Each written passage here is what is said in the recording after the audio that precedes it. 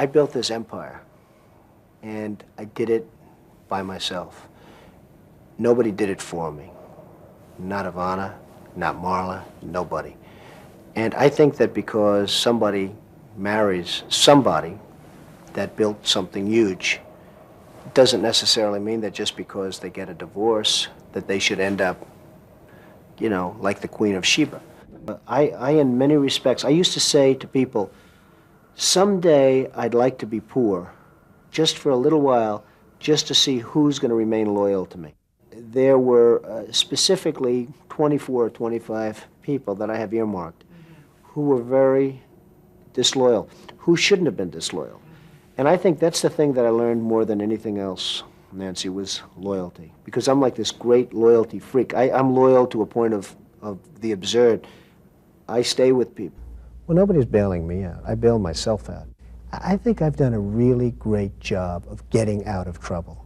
I think that putting a wife to work is a very dangerous thing. I mean, we'll do an educational program here, okay? If you're in business for yourself, I really think it's a bad idea to put your wife working for you. I think it's a really bad idea. I think that was the single greatest cause of what happened to my marriage with Ivana.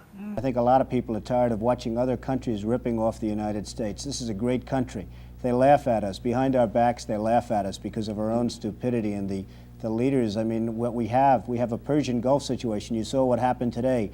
Billions and billions of dollars are being spent on getting oil for Japan, and they're not paying anything for it. Essentially, they're paying nothing for it. We have tankers going back and forth that our men are protecting, losing their lives. I mean, they're losing their lives, Larry. We're spending billions and billions on protection, and those tankers are going over to Japan. It's just preposterous. I watched the Kuwaiti oil minister the other day laughing as he was explaining how much money they intend to make with the Bridgeton, which has been a total disaster, the Bridgeton. And I said to myself, isn't that a shame? He's talking about how much money they're going to make, and here we are. He's smiling and laughing. Why don't we get some of it? Why is it that we're protecting? We have frogmen, we have helicopters, we have aircraft carriers, and all sorts of ships all over the Persian Gulf, so that this man and his little group can make a lot of money. I think it's ridiculous. You have to be a killer in business? I think you have to be smart in business. I don't think you have to be a killer. I think you have to be smart. Does that mean eyes in the back of your head, always looking to see who's going to get you, who's trying to pull one off, a fast one on you? Well, one of the things I say in the book, and I say very strongly, is you have to be paranoid. And the book is selling so well, and I guess people believe this, but there is a certain advantage to having a certain degree of paranoia.